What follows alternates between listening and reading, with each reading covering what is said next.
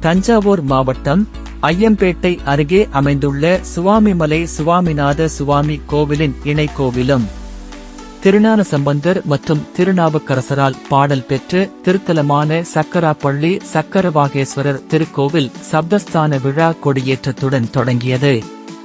விழாவை முன்னிட்டு தேவநாயகி அம்பாள் சமேத சக்கரவாகேஸ்வரர் சிறப்பு அலங்காரத்தில் கொடிமரம் முன்பு எழுந்தருள கொடிமரத்திற்கு பால், தயிர், மஞ்சள் திரவிய பொடி, சந்தனம் உள்ளிட்ட வாசனை திரவியங்களால் அபிஷேகம் செய்யப்பட்டு கோபுர ஆரத்தி காண்பிக்கப்பட்டது. அதனைத் தொடர்ந்து சிவனடியார்கள் சிவகைலாய வாத்தியங்கள் முழங்க கொடியேற்றும் நிகழ்ச்சி நடைபெற்றது.